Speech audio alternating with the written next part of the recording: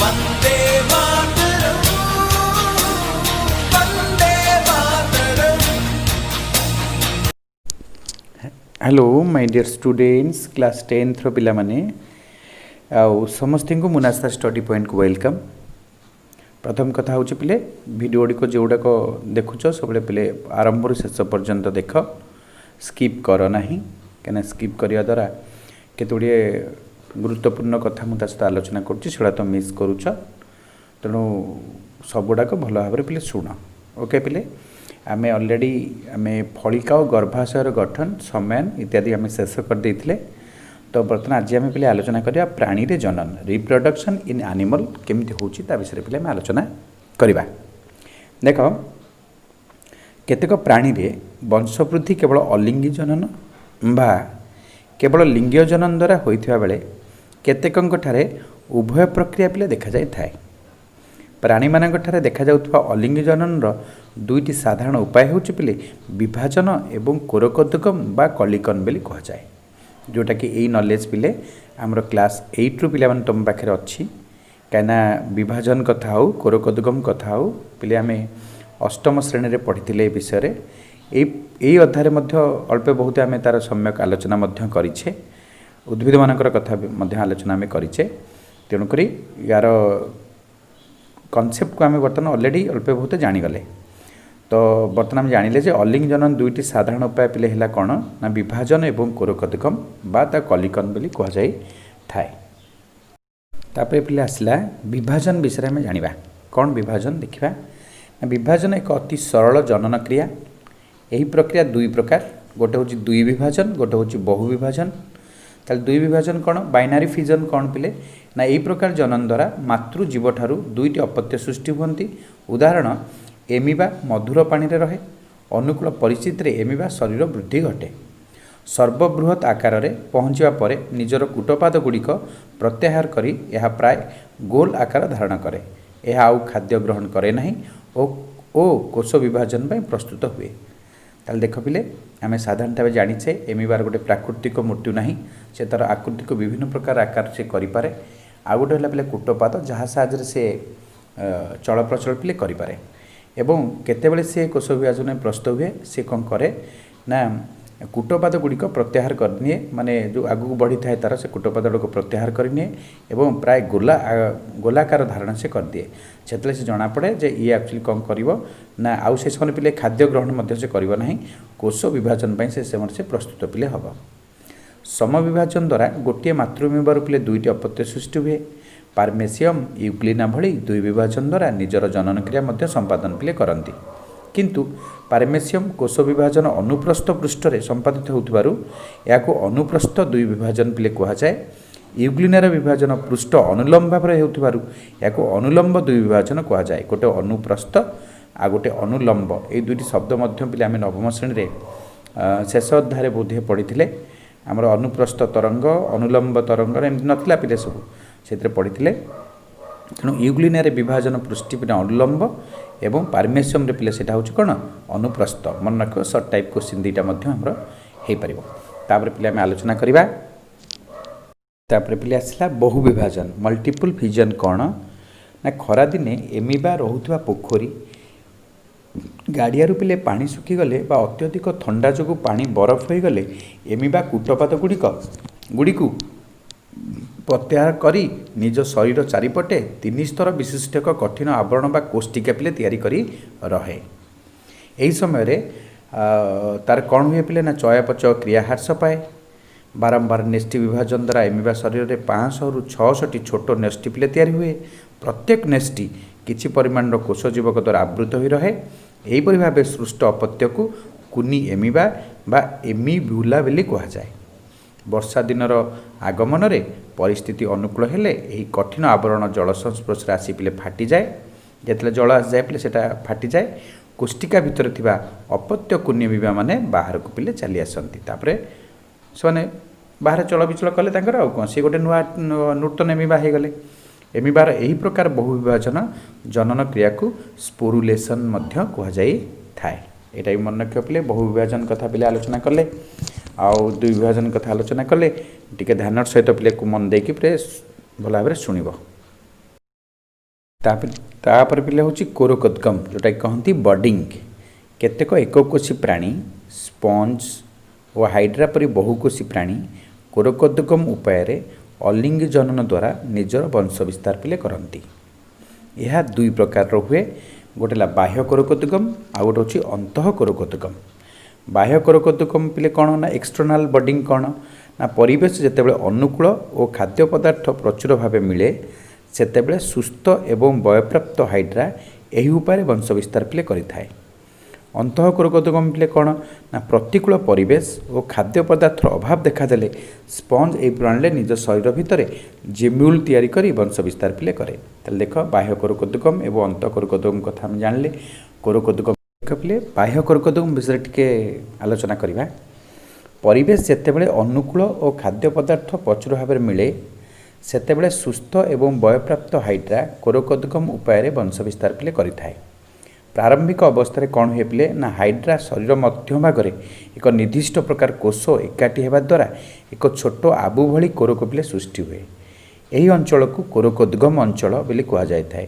ये आबु पिले कौन हुए ना धीरे धीरे बड़ हुए। या मध्य को हाइड्रा शरीर गृहांतर प्रवेश करे। आबुर अग्रभाग तारा आकार एक पाटी और पाटीर चारिपटे कर्षिका सृष्टि हुए। एबे यह एक छोट हाइड्रा परी देखा जाए। यह मातृ हाइड्रा सहित लगी रही निज कर्षिका साहाय्य खाद्य संग्रह करे। अपत्य हाइड्रार संपूर्ण वृद्धि पर यह मूल अंश संकुचित हुए। यह मातृ हाइड्रा ठारू विच्छिन्न पिले हुए। परिवेश खाद्य संग्रह करी साधारणतः जीवन यापन करे। यही प्रक्रिया तो दरकार पिले केते ना 48 रु 96 घंटा समय पिले लगे। केते समय लगे 48 रु 46 घंटा 48 रु 96 घंटा समय पिले लगे। 48 रु 96 घंटा समय लगे। तार पिले अंतः कोरोकोद्गम कथा। प्रतिकूल परिवेश और खाद्य पदार्थर अभाव देखादेले स्पंज निज शरीर भितर जेम्यूल पिले तैयारी करे। ताले जेम्यूल कौन जानिबा ना यह प्रक्रिया प्रारंभ में एक स्वतंत्र प्रकार केतेक कोष आर्कियोसाइट एकत्रित हुंती। एगुड़िकर चारिपटे एक कठिन आवरण सृष्टि होई यह जेम्यूल पिले परिणत हुए। माइक्रोपाइल नामक एक रंध्र द्वारा यह बाहर को खोला थाए। परिवेश अनुकूल हेले जेम्यूल भितर थिबा कोषगुड़िक माइक्रोपाइल बाट दे बाहर को आसी नुआ स्पंज पिले सृष्टि करते। यहाँ पिले कथा है आमर बाह्य कोरोकोद्गम और अंतः कोरोकोद्गम कथा। पिले मुझे अधिका जिनस कहूँ तुम टे बुक्स को फॉलोअप कर भल भाव ध्यान सहित शुणव और नोट्स गुड़िक short type base long type base करके तुम्हें लिखि पार। कथा हूँ देख पिले स्पंज जेम्यूल गोटे चित्रटे मुझे से देख माइक्रोफाइल बाह्य आवरण आउे जहाँ जहाँ सब अच्छी भितर आवरण आर्कियोसाइट गुड़ा कौन कौन केमती देखापी चित्रटी को भल भाव देख। आउ कोरोकोद्गम विषय एक संक्षिप्त टिप्पणी तुम जानीगल।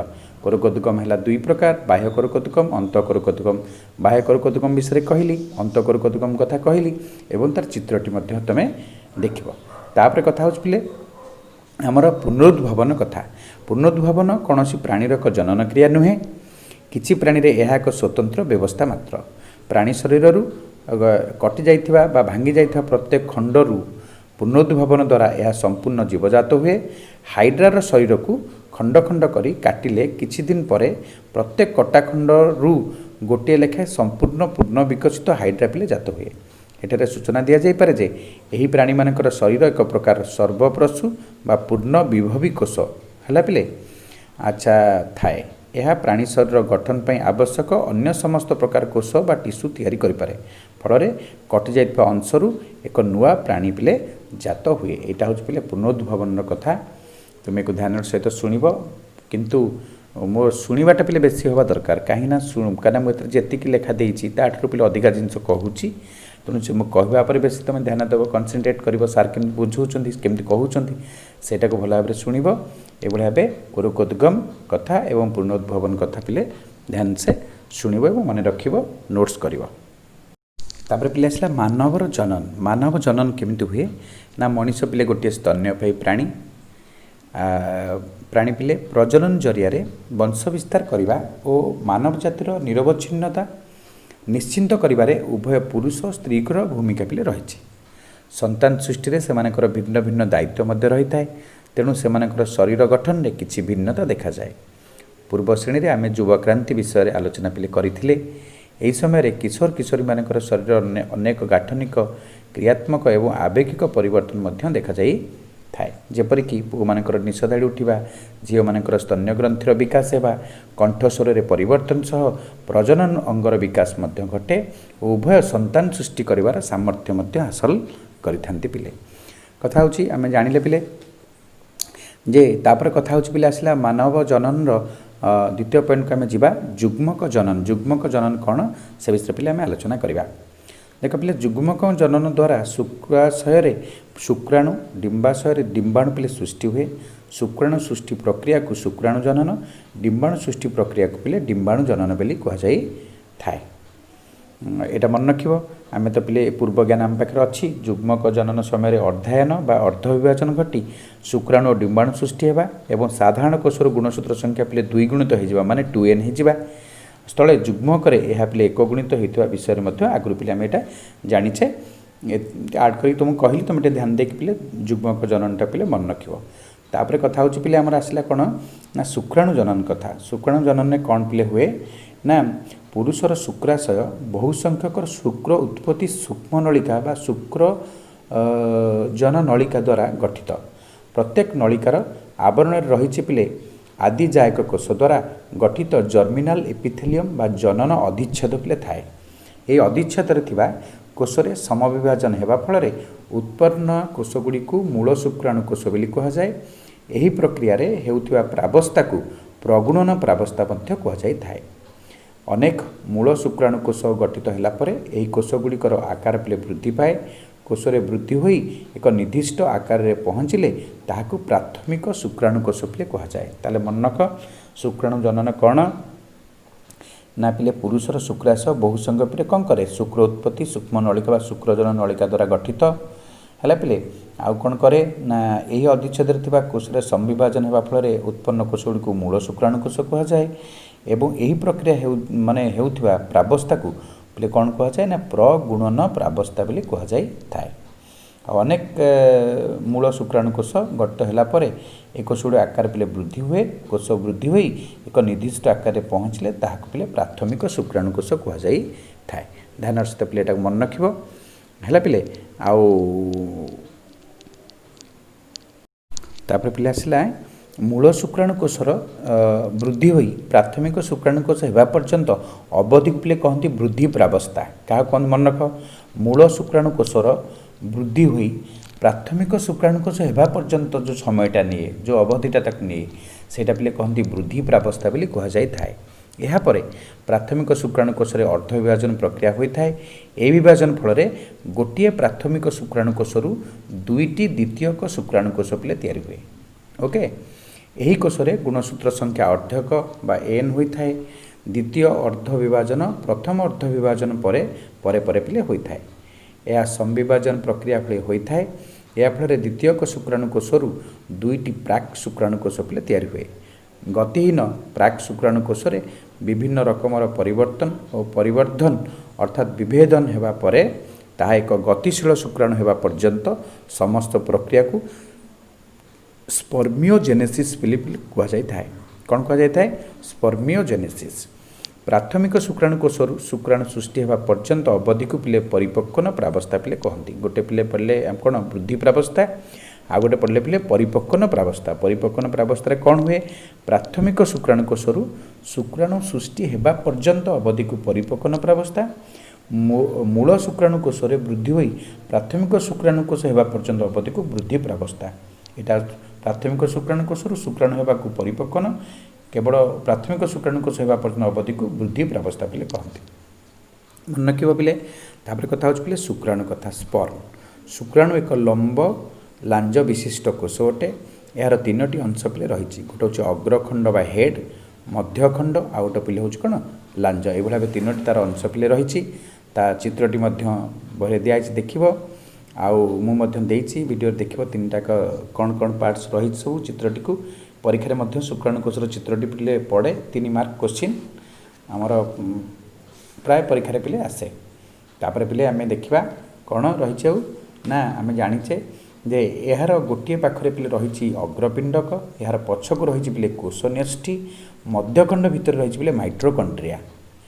हेड और मिडिल पीस भितर थिबा ग्रीबा बा नेक रे अच्छी पिले सेंट्रियोल ठीक नेस्टी को लागिक पिले रही मध्यखंड पछकू लंबी सूता परी लांज या शुक्राणुर तल चलन रे पिले साहाय्य करे यार काम कौन जो मध्यखंड पछकू जो लंबी सूता भली रही लंबी जाई जोटा हमर देखिबो टेल जोटा हमर यह शुक्राणुर चलन रे पिले साहाय्य करि थाए एही पर्यंत पिले आमे आलोचना कले तुम भल भाव में भिडटी को आरंभ शेष पर्यंत देख एवं शुण मोर बाह्य कथा केतोड़े मुझे शुण आउ ध्यान सहित करने पे चेष्टा कर नोट्स कर मन देख पे पढ़ापढ़ी कर।